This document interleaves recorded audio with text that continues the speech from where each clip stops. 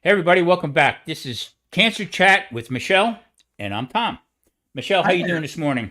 I'm good, Tom. How are you today? I can't complain. Nobody will listen. The I think what we're going to do today is we're going to talk a little bit about our aftermath of our surgeries. Okay, what was the unexpected? Let's put it that way. I Yeah. mean, I didn't actually know. They said, well, we'll go in, we'll take care of this, we'll get that out, and then go on from there. But the complications afterwards, the little things that Mhm. actually were much bigger than what we thought. So if you want to take the lead on this one, and Sure. So, I my first surgery was November 17th of 2017. Could have been Mhm. the 16th. Wow, I'm actually forgetting, and this is a good thing. And I went in for surgery. My surgery, sorry, I don't have any pictures, but mine was done mostly laparoscopically using a machine called the Da Vinci. And I'll bring some images into it, or maybe in just a different one where I can focus on it.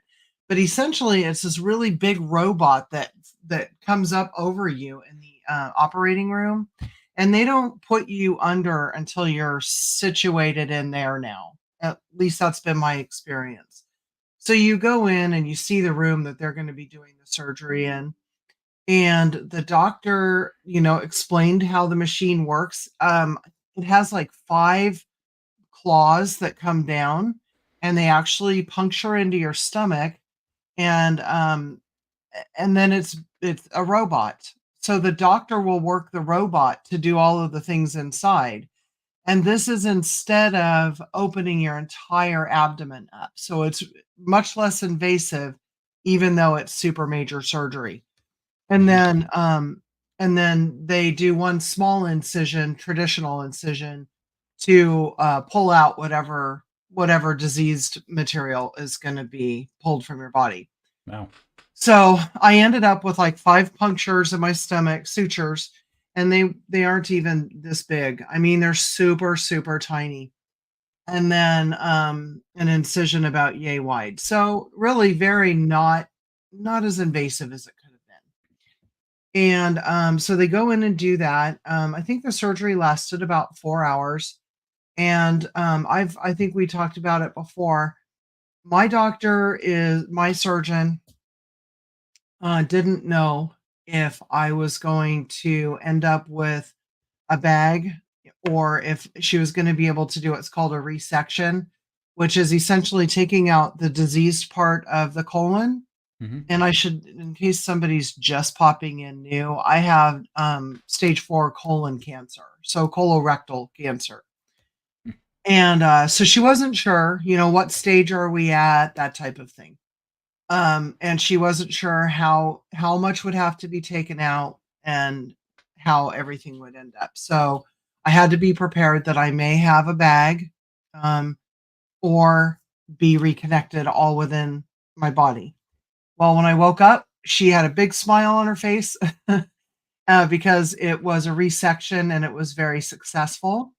So I did not have a bag, and my body just needed time to heal. So this was all really good news. She also was confident that she got everything. So she's not a believer in pain meds. She likes to keep them to a minimum to make sure that you don't, rely on those meds. So you start healing right away. And so I got my last dose of whatever those good drugs are in the recovery room when I woke up. And then when they were getting ready to take me to my room, it was starting to wear off, and I didn't realize her style. So I'm thinking, I'm going to go through the pain of them getting up to my room, and then they're going to give me a happy shot, and I can just relax for a while. That was not the case in my in my experience. So I got upstairs and I'm like, okay, when am I going to get the shot? And they said, oh, there's no shot here. We're going to give you, I think I got a co-Tylenol sort of a thing. There might have been a teeny bit of codeine in it or something, but Hmm. not what they give you right after surgery. And then I was also told that I would be up and walking. She came in, that I would be up and walking within 1 hour of getting up into my room. Wow. So, um, it really worked. Hey, we have Christine, Mrs. Gilliam Hello, Farms in. Hi, Christine. Christine. Thank you for Hello. coming in. This is the pop-up for us here. So, uh, so I ended up getting up and walking. I think I took a whopping 10 steps. I made it to the door and back. And then I just started walking, walking, walking because this was the week before Thanksgiving. Hmm.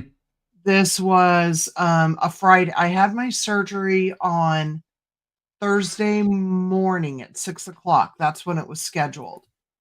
And I did not want to spend the weekend in the hospital. So I started doing everything I possibly could. And I ended up going in and doing all the things I had to do, walk, walk, walk further and further and further in the hospital.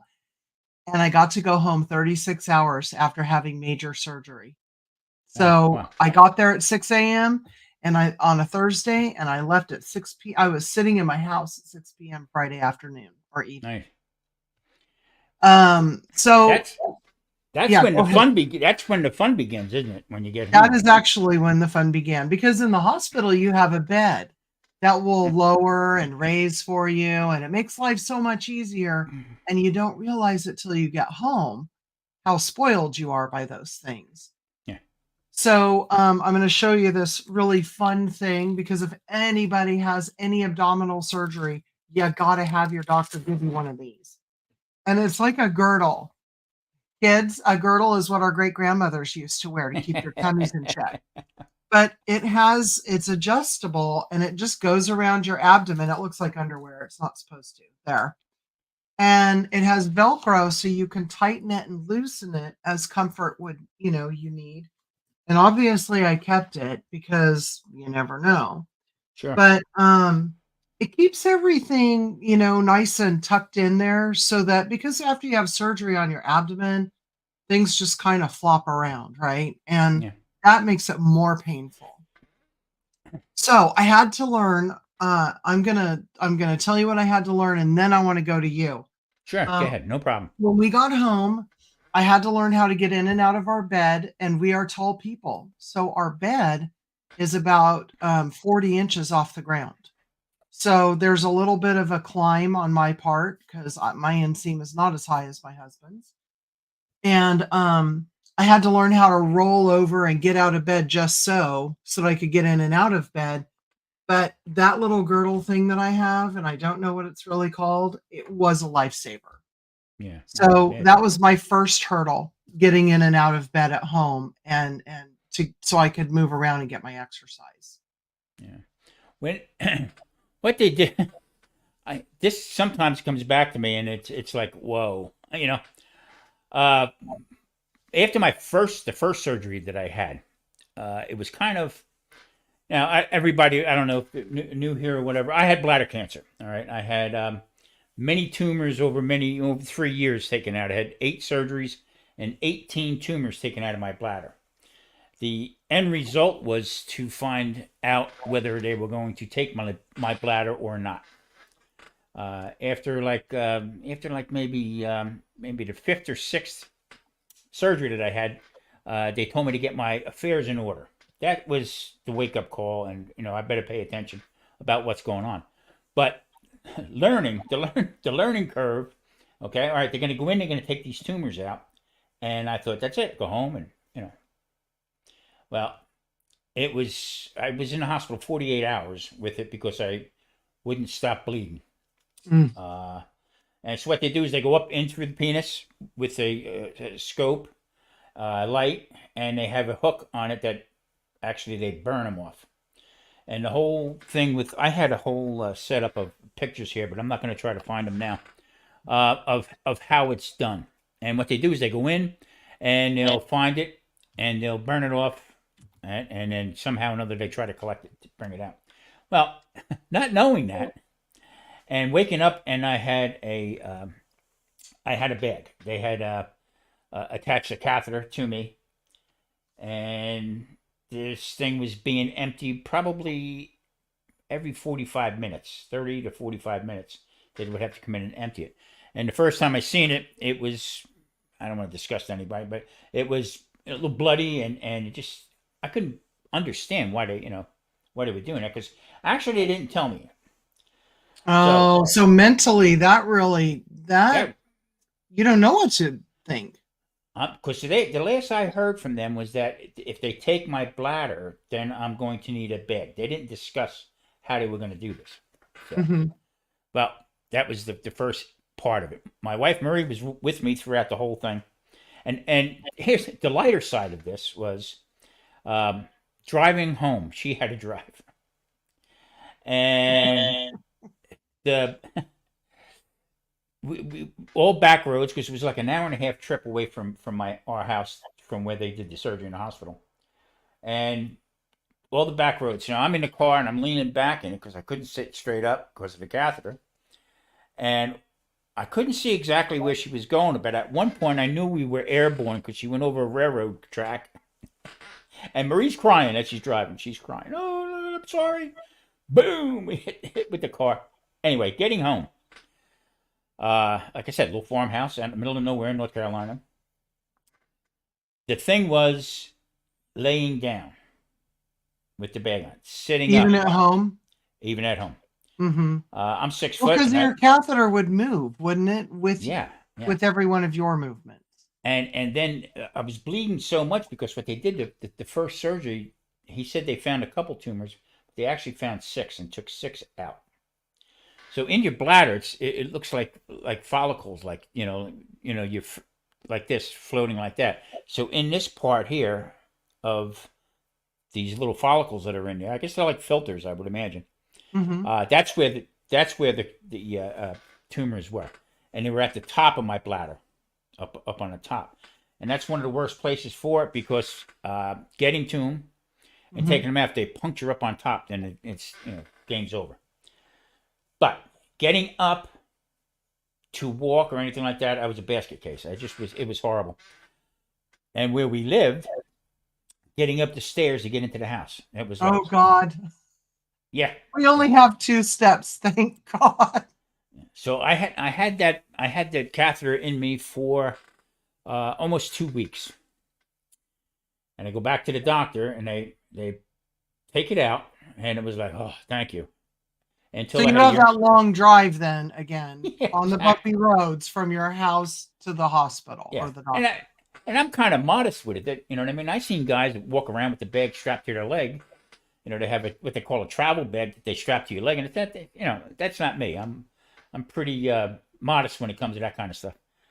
So we get back to the doctor, and they take this thing out, and how this thing works is, as when the tube goes in, okay, it has bubbles on it that they fill with air, and once it gets into the spot, it fills it up, and then the bubble opens up, okay, and that holds it in there.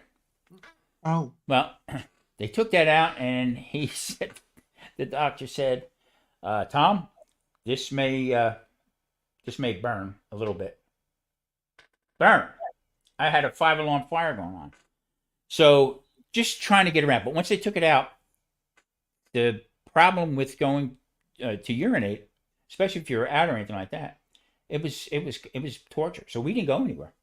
I just couldn't do anything. But moving around, I was getting better with it. mhm. Uh, and then all of a sudden, blood clots. I started having problems And with blood that's clots. natural, right? Yeah, As your body's healing. yeah. And actually, what some of the stuff that they couldn't get out was still floating around in there. So some of them tumors and stuff like that, or the little parts of it when they burnt it off, whatever, and that would block me from urinating. I had to go back an hour and a half drive back up for them to insert another catheter in, and I had that in for 3 or 4 more days. So it wasn't explained to me, and I don't know how they could have, Michelle. Had Honestly, they explained it, would it have changed your perspective? And do you think it would have possibly prevented you from making ultimately what was the right decision, which was to go ahead and go through with it? yeah, no, it wouldn't have changed it. I had to get it done because I was at the Okay. point. I was at the point where, you know what, this is, you know, I don't know what else to do. the turning point was for me to understand it a lot better is when they told me to get my affairs in order. That's And got to that, be the scariest thing yeah. ever. Yeah. And then going back, I know we're talking about our first surgery, but this all links together. The second time I went in for the surgery was now I knew what to expect. You know, with the bag, the whole bit, and but then it progressively got worse because then I was starting to have what they call when your body undulates, your bladder, your also your intestines, they Hmm. all do this undulation. Okay, it's constantly moving. That's how you get it fills up with water and it gets to the point where it can't undulate no more, and that's when you urinate, Yeah. and then everything starts going back again. I lost that sensation. So you didn't really even know. Mm-mm. No. Oh my. Yeah. Even with the catheter, I didn't know that I was urinating. Wow. Yeah. So yeah, that was kind of crazy. So, but and then dealing family members. You know, my wife Marie. I tell you what, I love her so much for this because she was right there. She didn't turn her back on nothing. I mean, I Hmm. remember waking up every surgery when she's right there in that chair. Yep. But to to expect somebody to go through that, you know what I mean? Yeah. Uh, you know, and And then they have no control over it. JJ was the same way. JJ was he was the last, I mean, last family member, but he was the last person I saw before they wheeled me into the surgical area. And he was the first person I would see after, staff would wake me up every single time. Mhm. And I think that that plays a lot into our healing process as well. Knowing that we have somebody, and then if you're not married or, whatever, even if you are and your spouse or your significant other can't stomach that or something, because some people really do have a hard time being able to deal with certain things, right? But if you've got that person in your life that you trust and that they are able to do that for you, that is the biggest gift ever. Yeah. It's too much for one. I know that we're strong enough to go through it now, but to have somebody to talk to or even a shoulder to cry on, if you're in pain. the the one thing that got me was talking to the doctor. Now you know I was a veteran. I went through the one surgery, and I asked him why. Why are they coming back? Why do they keep coming back? Am I doomed? And this and that. So you start getting into that cycle. You know what I Yeah. mean? Um, you had that rap to hold yourself in. Mhm. I had nothing for this. So now the next step would have been kidneys. Okay, so when I first was diagnosed, they also said I have a tumor inside my kidney. Okay, and well, it's pretty common. They told me, That would and scare me. well, I still have it. I mean, the last I had it Really? checked, it was yeah. Last time I checked, it was like 3.5 centimeters. And so their whole thing is as long as it doesn't change, Right. as long as it doesn't change. Exactly. Mm. Exactly. So um, now I'm understanding how this is going to work. I go in. It's not the right spot that I would pick. You know what I mean? To to We have all laugh this. about it now, everybody. We do laugh about it now because it's a memory now.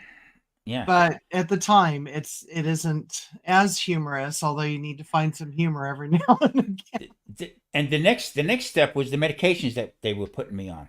Going Uh-huh. home. Now, back before Cipro was bad, I would get a 2 week, 14-day supply of Cipro to take for infections because we are all of us are prone to UTIs, Mhm. and so I was eating these Cipro. Okay, now long story short, come to find out now that they're no good for you. All right, I was getting at the last time I had them, they were giving me a 30-day supply of them because they were coming. Oh my God. I couldn't even take 4 days one time. Ironically, when I had a kidney infection. Yeah, It yeah, was about 25 years ago. And I'll tell you what, I will never put one of those in my mouth again because I no. got really sick. So this is like I said, the learning curve. Mhm. Learning how to get up out of a chair. Okay. And then they said, well, right now your prostate kind of swollen. You know, here is here's the other side of the coin. But Yeah. so far, not good. Everything seems to be pretty good. But just learning how to deal with it, learning yourself how to maneuver. And get Uh, in and out of chairs, when you said that, bed was a big deal. I also think it's important to note that I felt like it was important to live as normal of a life as I could. I didn't know how long it was going to take to heal. 6 to 8 weeks. They said take off 6 to 8 weeks of work, and mhm, then and you have a couple of follow ups and all that.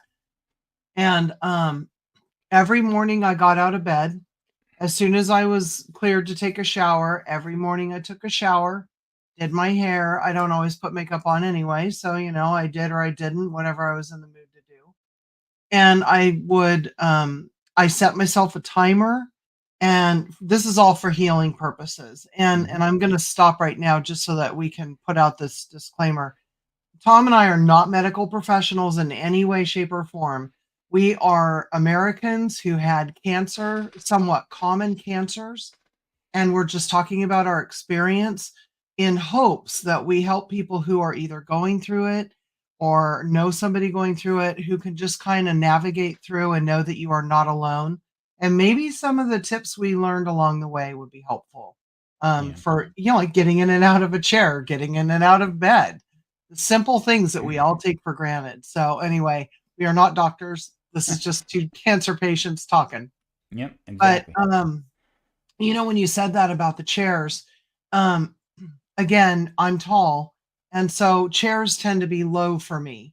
And so I had pillows on the chair, and I would go into the living room or the family room during the day. Sometimes I'd sit at the dining room table because standing up for a long period of time, right? It gets uncomfortable Hmm. after you've had major surgery. So, anyway, I would set an alarm every hour on my trusty phone, and I would get up, and I had a Fitbit on. And hello, Sharon McKee. Good to see you in here. Um, I had a Fitbit, and so every day I would add more and more and more steps. And we have like we don't have a huge house, but I remember doing a figure eight from my bedroom because that's the furthest point up and around the dining room table. And then I would graduate into adding the kitchen and doing a couple laps around the galley kitchen and then back again. But I got myself up to about 5,000 steps in the first week, which I thought was commendable for being stuck in the house. And but yeah, sitting in it, getting in and out of chairs, I found a way, and it was putting a couple of low pillows, like throw pillows on there. Hmm. Yeah. Making sure you have handles that you can grab onto, so that you're not completely straining all of your muscles and everything, and not plopping down into anything, because as much as it would feel good to do that, it would hurt the minute you land. Yeah. I bet you probably ran into that as Oh yeah. well. Oh yeah. Yeah. Yeah. Yeah. I had the funny part was they told me to hydrate myself. Keep hydrating yourself. Okay. Mhm. Well, I drank so much water, I felt like I was, you know, feeling like seasick. Almost like you get that. Yeah. You can You can actually OD over. on water. Yeah, exactly. Yeah. So, but then I said, the more I drink, the more I got to go in, and give that. I felt Marie at one point said, "You sound like Fred Flintstone." Well, you would have to do, yelling because it hurt when I peed. Yeah. Okay, and she said, if you just would say yabba dabba do, I don't think people in a restaurant anything would look at you like you're crazy. They You probably know. think you're nuts. So, and there again, also limiting myself to where I could go, what I could do. So, Yeah. And uh, that too was with the same here with me. Um, and like they wanted me to use stool softeners and stuff like that. And thankfully there was a lady who worked in the doctor's office, and she gave me like a tip sheet, handy little tips for after you have surgery that they would gather from other patients. yeah, Because the doctor can know what's going to happen, and their staff, they can know what's going to happen, and they can know what they're watching for and everything else. but they've never actually lived with it. They've never Yeah. had to navigate the nuances, I guess, of living and having to just get back to normal and get your muscles back to normal. And she suggested this on this tip sheet. This gal suggested using a tea called Smooth Move. And I have never had to use a stool softener because that tea is absolutely wonderful. Yeah. And you can make it as strong or weak as you need to, but it works naturally with your body. And that was a lifesaver for me because my diet was super limited when I came home.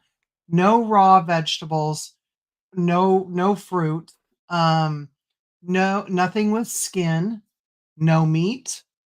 So I was basically I could have like noodle soups, and I could have Hmm. carrots and stuff in it. But I tried to keep away from celery, which is natural for chicken soup, right? You got to have Hmm. that.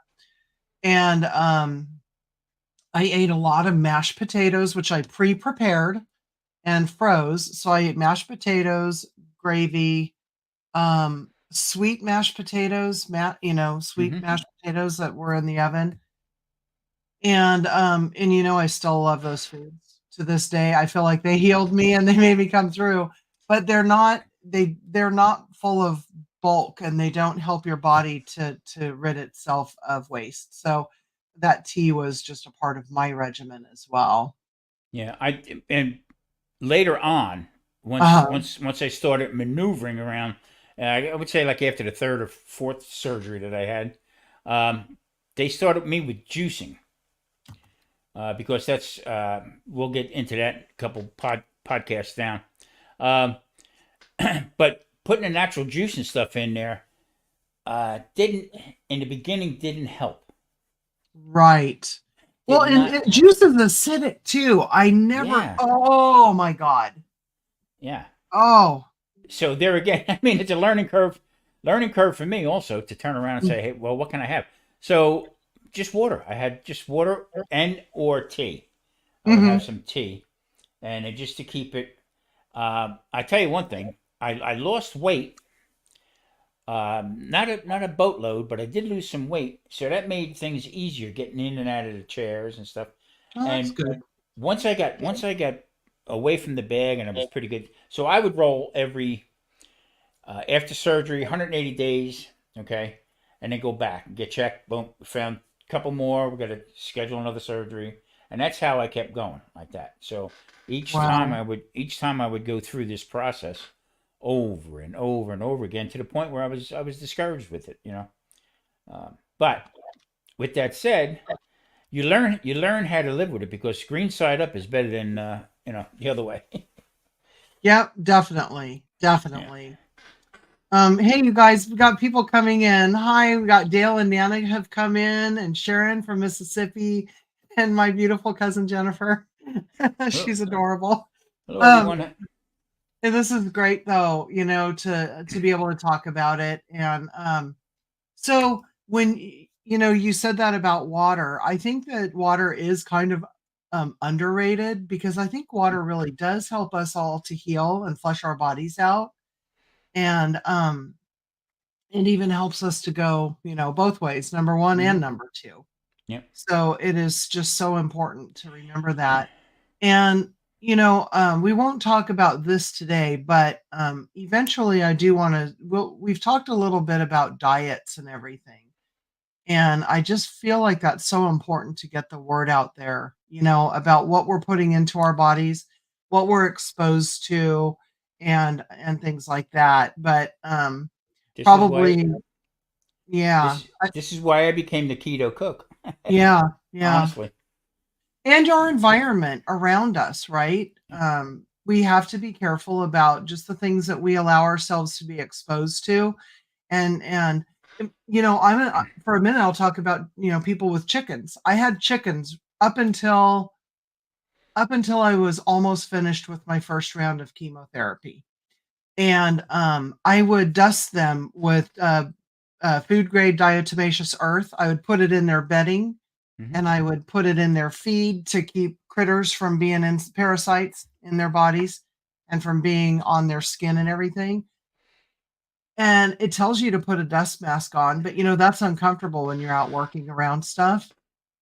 And we all need to keep in mind to do those things. I'm Yeah. not trying to chase a squirrel, but I do want to always remind people about being aware of everything that you're doing at every moment of what you're doing. Because here I was healing and going in and out and taking care of chickens and not necessarily protecting my own body at the same time, Right. you know? Now we both. Well, I started out, like I said, I started out real young cooking.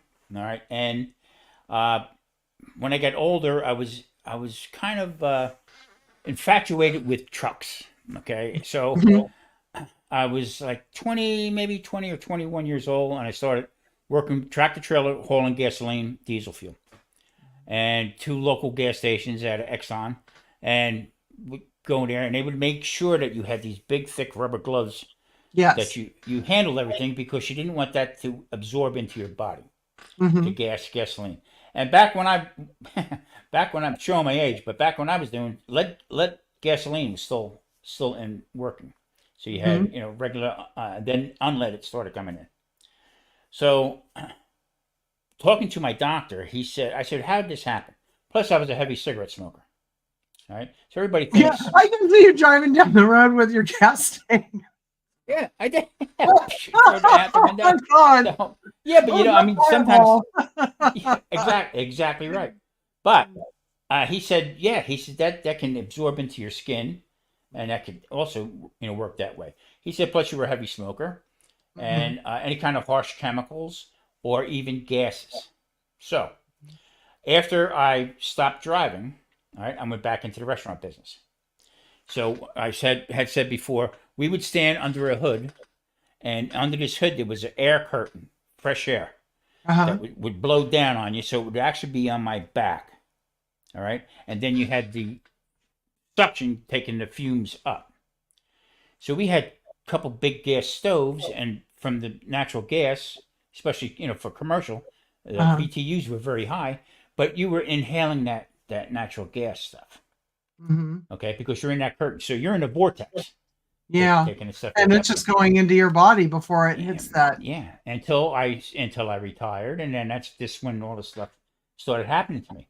But I had something else. I had wanted to ask the doctor, and I used to do a lot of baking.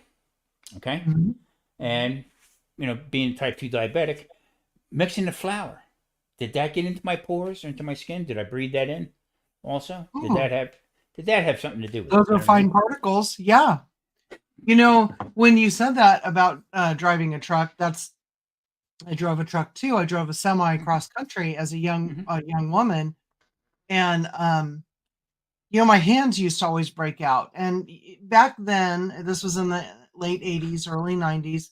When you fueled, you'd get a free pair of gloves. Woo, at the truck stop.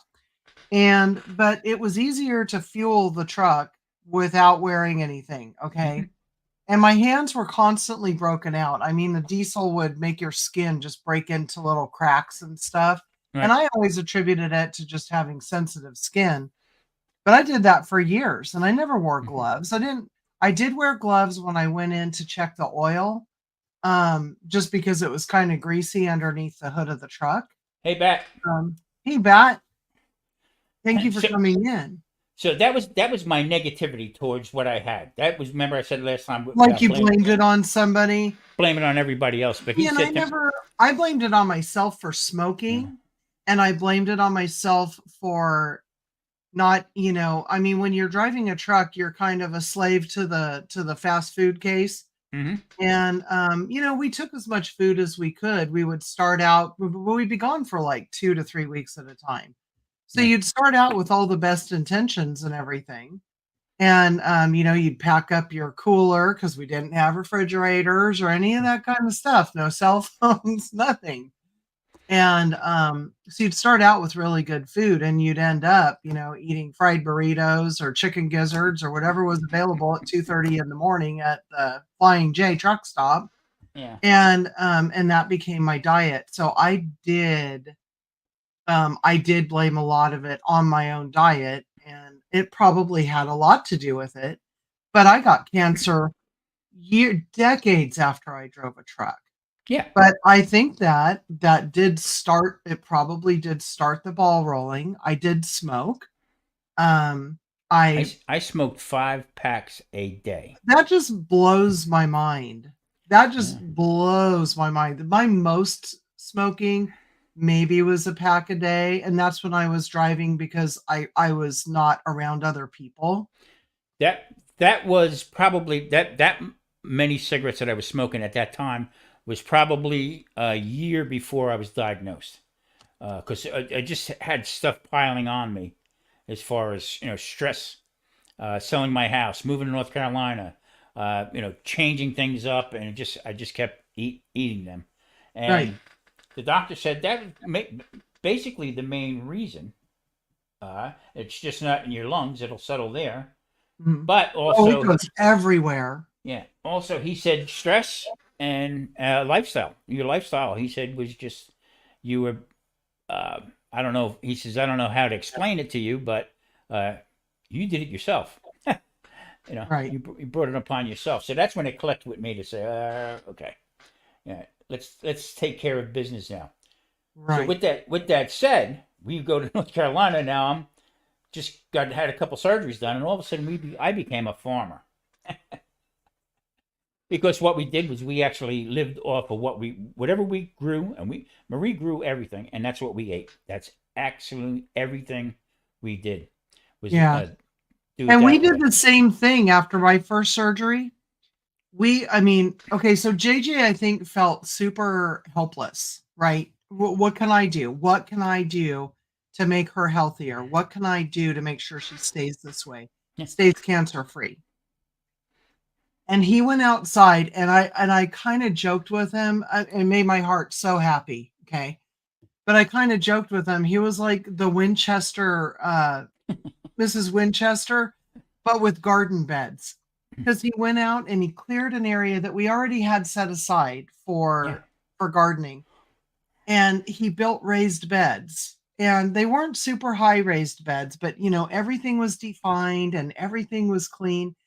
And he spent every day after work for like 5 months running in the garden doing things and having it ready so that I got the fun gardening, you know. Hmm. I got to go out and harvest, or I could go out and pluck a few weeds and sit down, and I like to go out in the garden and just I take my little bows out, get some music on, or take a radio and just sing out loud. I'm so sorry, neighbors, if you're watching. Um, and I'll just sit and sing and just get into a zone, you know? Yeah. But he built bed after bed after bed in the garden, or he was planting more trees, like citrus trees. I I mean we grew Brussels sprouts. I even planted peanuts. Okay, That's so funny. but I couldn't bend over. Mm. So what I did was I planted corn. Matter of fact, it was 658 corn kernels that I planted. Oh, oh my god. Living out in the middle of nowhere. So what I did was I got a piece of PVC pipe, okay, and I cut the bottom of it on an angle, okay, so I Mhm. could spear it into the ground. And then I had a funnel, and I had my bag with the seeds, and I would put the seeds up into the funnel, drop them in, boom, one at a time, and that's how I know I had 658. And Oh my gosh. yeah, it was silver white corn we grew. I mean, Brussels sprouts, all that kind of stuff. So naturally, turning around and feeling better of what Yes. we were doing. And That you were was physically active. right, and that was the thing that brought me up out of the cellar with it. Oh, I'm gonna die. And my neighbor down the street, he said to me, Tom, we're all gonna die. I said, yeah, but I don't want to go right now. You know, so that helped. The neighbors were really good. Everybody, just that lifestyle, I think, was away from all the hectic nonsense, Hmm. and it sort of worked with it. And we would barter with things. I Hmm. tell you, the one guy would bring me up a flat of eggs, and at the time I was juicing, we give him the residuals from the juice for the chickens, and Hmm. and whatever leaves we had from like cabbages or whatever. Yeah. So I think that's cool that you had a farm. I mean, we live on a quarter acre, so like we had our urban mhm. farm. that's actually when we started doing YouTube as well, because I wanted to preserve family recipes, because I didn't know how long I'd be around, Mhm. and then also to start some gardening and stuff. And if our early videos, you see either cooking or gardening, that was pretty much it, because I didn't talk about this. Yeah, I never. Um, When I started yeah. keto is when we Uh-huh. moved to Florida, Okay. and they sent me. I went and seen the urologist there, and they said, "Look, everything looks pretty good." They gave me the green light in North Carolina, but when we went down there, I go every 90 days to get checked. Everything looks pretty good. We're not out of the woods, but you're still going. So I carried.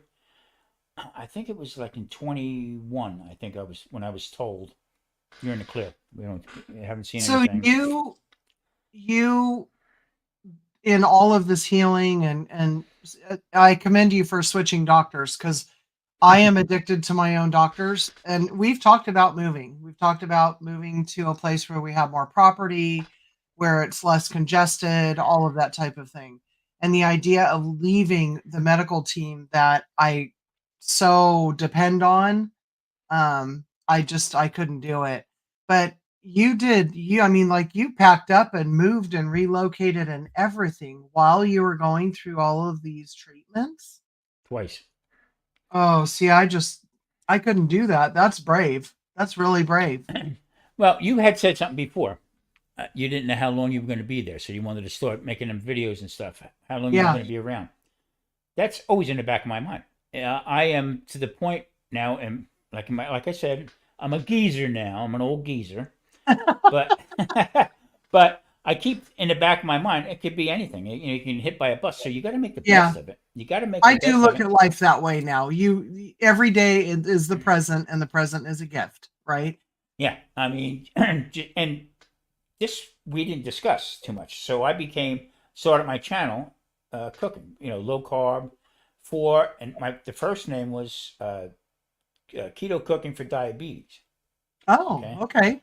that was the first the first round, the first couple videos I did, and then I said, you know what, I really got to start getting into why exactly why, and I was a little hesitant, really was. Every once in a while, I would spit it out that I had, was dealing with bladder cancer and stuff like that. But I didn't want to get into that realm because I don't know if anybody would have wanted to listen to it. Right. You know what I mean? And And it's a vulnerable place to be, because you will get, I was surprised. Now, Dale and Nana are in here, 9 Acre Family yeah, Farms. yeah, Um, Dale, I saw you one time, and you're talking with your buddies on a Friday night, and I'm editing a video, and I used to listen to you guys because it was just like being with cousins and friends and uncles and all that. Well, Dale had shared. Dale, I'm gonna rat you out here. Dale had shared that his father had had colon cancer, and so for both of you, I remember emailing each one of you and saying, "Oh my goodness gracious," and that's what started me to thinking. This was years ago, hmm, but eventually, and it was about a year and a few months ago, I finally thought, you know what? Why don't we talk about this? right. We can go Google and see, different things like the clinical stuff that's available and the slickly packaged shows and everything.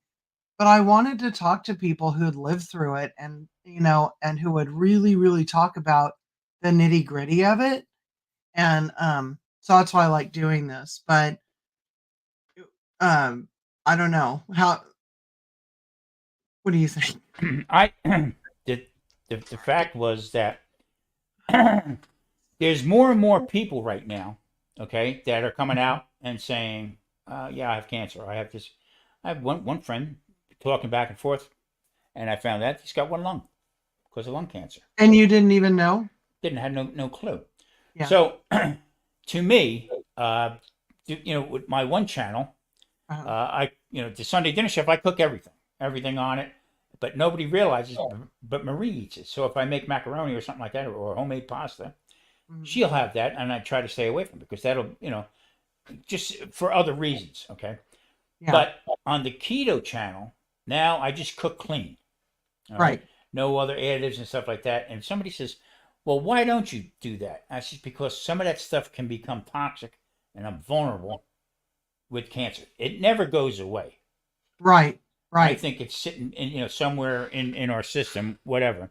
So if they come to determine that if you have a high sugar, high carbohydrate diet, Hmm. you'll produce cancer. They thrive on it. So Right. once they're learning Sugar now, feeds cancer, and I will always believe that that and is the truth. once you get into ketosis, that sort of shuts it down. So they're starting to learn that a little bit more. There's more and more studies coming up about Alzheimer's with it. But the point I'm trying to make is we are so addicted to sugar Hmm. as a country, all right? And there's more people that have a cancer or afflicted by it somehow or another. Like my one friend with no lung, only has one lung. I know people with one kidney and stuff like that. And it's all I deep down inside believe it's from our diet. Oh yeah. Oh You know, yeah. And after we have surgery, we can circle right back to our first surgeries. You do make changes. yeah, I didn't have diabetes until I went through chemotherapy. That's bingo. what, and it turned it on like a switch. But the chemotherapy ultimately saved, my life. I will still believe that it helped me to prolong my life to get to a healthier place. And I've done it 4 times. So, yeah, I mean, you got to do what you got to do. But changing your diet really does make a difference. And where I said my first diet was relegated, thank you for putting that up. Mhm. Yeah, yeah, Sharon, I think we both feel you on that. Yep. But I changed my diet and it was high starch because it was like one of the only things I could have was that type of food. Yeah. With no meat, I could have chicken broth, but I couldn't have chicken soup. I eat a lot of mushrooms too, and I still love mushrooms. Yeah. I wish I could figure out how to grow mushrooms. Mushrooms are fine. I go to an Asian store and I get them dried. I get the dried shiitake mushrooms. They're freeze dried Yeah, and it just rehydrate them and use them. Yeah, I can store them forever and just go on from there. yeah. The one thing that the doctor, after the first or second surgery that I had, he said to me, "Life is going to change for you now." Mhm. So he said, "Suck it up, saddlebags." He said because this is going to be a road that you never thought ever in your life you were going to go down. He said, Right, either you're going to do it or you're not. right. That's it. I won't give up. I mean, I was athletic as a young person, and I am competitive in nature, and there's no way I was gonna let this beat me. Although there were a few times where you get sad, you get down in the dumps.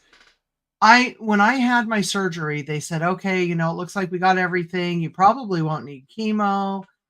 And lo and behold, I did need to do chemo because it was further along than they thought. It had just started to hit outside of my colon wall.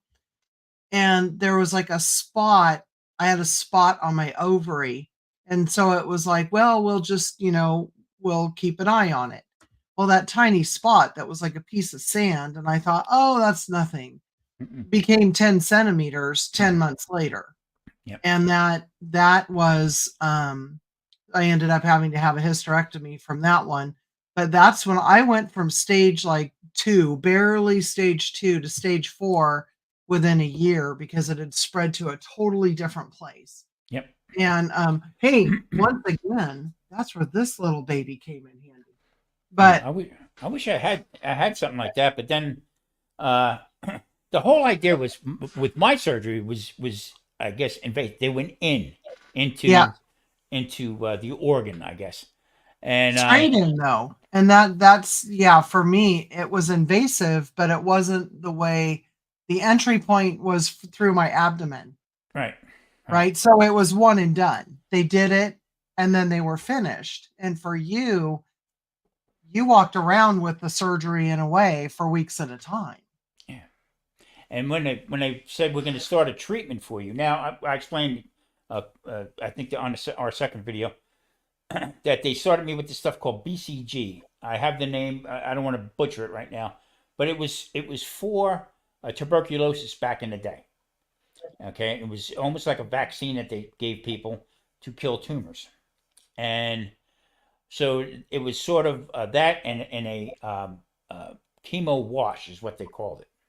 Mhm. So one round was 6 weeks long, like I said, and I did 6 rounds, and that's when they told me can't give it to you no more. You have type 2 diabetes now, and I was like, what? So that in the beginning, the first like the 3 surgeries were like almost like a test for me to give up. Right. I can't do this no more. This is crazy. Right. You know, what's going on? Blah blah blah blah blah. But that little guy on the side over here, stands there, come over and kicked me in the neck and said, "You ain't giving up. And that's right. It's You got not your too much nature. to live for. It's not your nature. It's not Yep. your nature." Yeah. So that was a good wake up call for me, and I'm still to this day I'm still cautious about it. If I Yeah. have any kind of little bit of pain or whatever, and then once in a while I'll do a I call it like almost like a kidney cleanse. I'll do apple cider vinegar, some baking soda, and 8 to 16 ounces of water, and I'll drink that, and that'll that'll flush my kidneys out, give me a little wash to the bladder, and also this is going to sound nuts. And also, either eat asparagus or juice asparagus. Uh-huh. I Because love asparagus. because you know what? If you ever notice, once you eat asparagus and you urinate, It makes you go smells to the bathroom and it turns that greenish yellow color. and has a funny smell to it. So then you know everything's working. Yeah. Yeah. That's little things We that grow I asparagus and and not a huge patch or anything. But yeah, we're asparagus hounds, and all those little things that we do put into our bodies, mhm. natural chemicals versus, the harsh chemicals, Yeah, it's a good thing. yeah, It really yeah. is. Within moderation, of course. We can't live on asparagus alone. Yeah, I mean, and what happens with people is they get the cure, or they think they're cured, or whatever, and now I go back to square one again. I go back to where I Yeah, was. Yeah, can't do that. Can't do that. In that's fact, I just had my physical yesterday with my regular doctor, my annual physical. And where our questions used to be, so what kind of a job do you have? And what do you do? And do you get exercise? Now, what are you eating? How much are you exercising? And like he goes into great detail now. And he told me, he said, you came through something that a lot of people don't come through. And you've been given a second lease on life. And I do not ever want you to forget that. So you've right. got to keep yourself healthy. And with the diabetes, that is our main focus right now, is the diabetes, Right. because you could fight, fight, fight, fight, fight, and then all of the sudden, if you let your guard down, Sharon, yes, start eating asparagus. It's very Yeah, good. it's very good for you. Matter of fact, when I go to the doctor now, or if I go to the specialist, and they'll ask me about my diet, I tell them, just watch my video. Go on YouTube and watch my videos. They'll tell you There you go. exactly what I eat. Yeah, Exactly what I eat. So yeah, it's exactly. you got to make the determination with it. In the beginning, it's scary than hell because as soon as you hear the word It cancer, is. that correlates with death. Okay. Oh, I just wanted to crawl. I mean, I did. I took a day or two to just process it and lay low, because hearing those words are bad enough, and you always think it isn't going to happen to you. In fact, I got to share this with you. Our youngest son had appendicitis and had to go to the hospital and have his appendix out.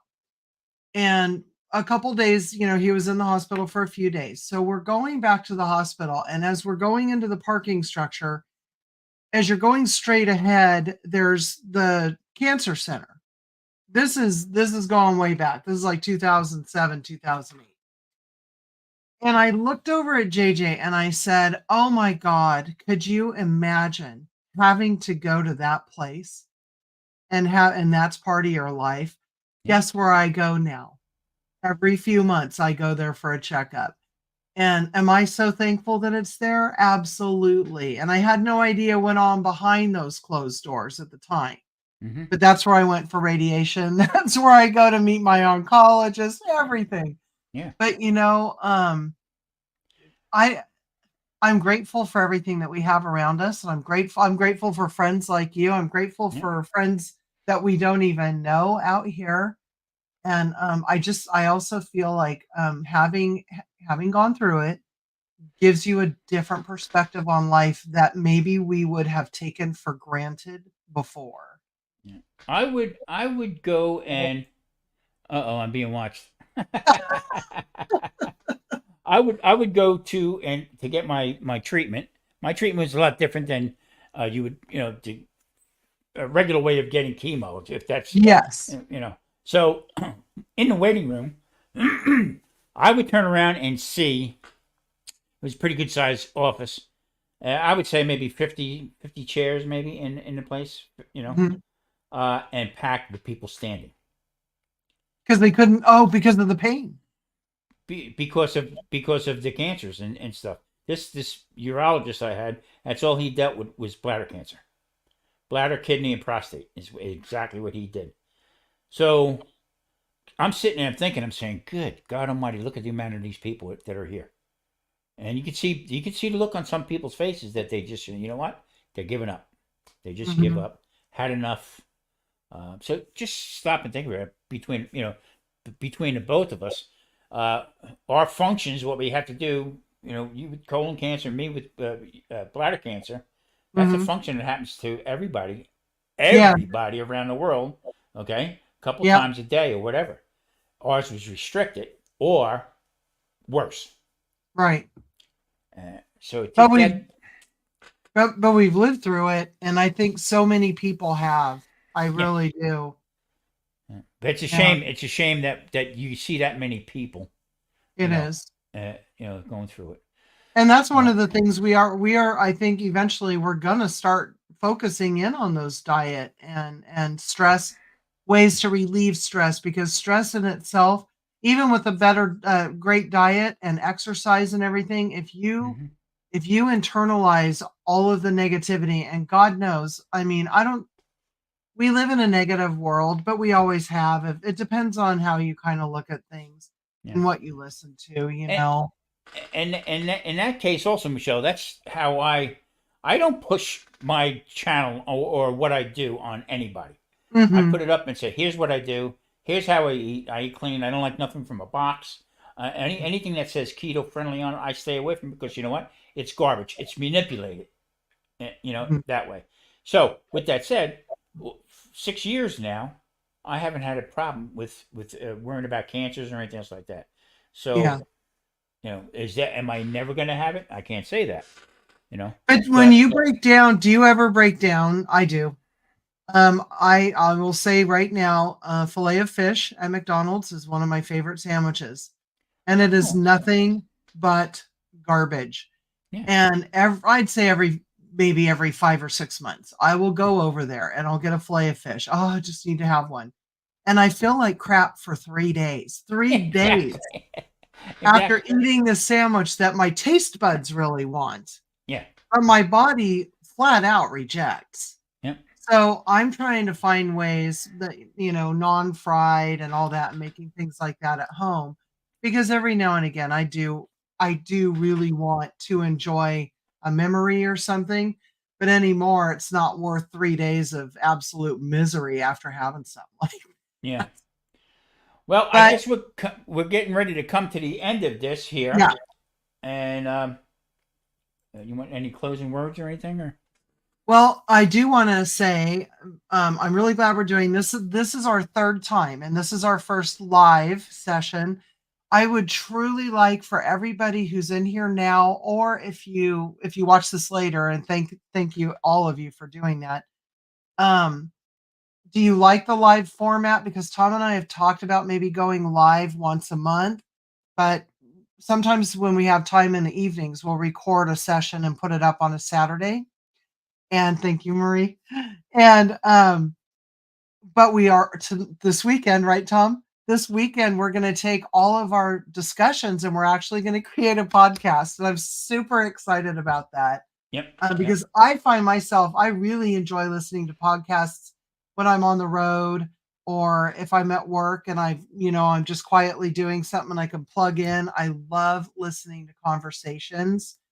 And so I invite everybody to do that and share it. If you know somebody who can't watch TV all the time, like your truck driving friends, perhaps, Hmm. or if you are also on the road, listen to the podcast because the two of us can talk, don't you think? Yeah, oh yeah, hell yeah. I feel like a Victrola needle sometimes. I want Oh, to but I'm thank excited. Yeah, I want to thank everybody. This is I mean, how me and Michelle came about this was we both found out that we had cancer. So Mhm. why not let's talk about it. Like, get more people involved in it. Yep. If you're just first starting out, yeah, you have to be scared. Yeah, you have to make sure you dot your I's, cross your T's, and everything else like that. But there is sunshine at the end of at the end of it. You do the right thing, and you'll come through it pretty much. There And again, having your community. We are now becoming a community where we can talk about it. And I think being able to talk about it openly and honestly just is it's so helpful because it's like therapy, you know? yeah, I agree, Pat. Thank you. Thank you very much. We didn't know it was going to be live either really until last night. Yeah, we had some conflicting times that that went on and stuff like that. Uh, but this is great. I'm glad to see so many people. We had at one point we had I believe 11 people in. That's So awesome. That yeah, is very good. awesome. Thank you guys. Okay. So listen for the podcast, right? This week. Yep. And every Saturday, one way or another, every Saturday, look for us at 10 o'clock on either channel. And I appreciate your friendship, Tom, Marie's Mhm. friendship, Exactly. everybody in the chat. You guys are so awesome. We are going. It's the podcast is going to be on YouTube Music to start with Mhm. until we work out the kinks to go anywhere Until else. somebody picks us up because we're so stinking awesome. Look at this. Okay, everybody. Thanks for watching. I really do appreciate it. Michelle, love you to death, kiddo. I love you. See you later, And everybody. all right, take care. Be kind.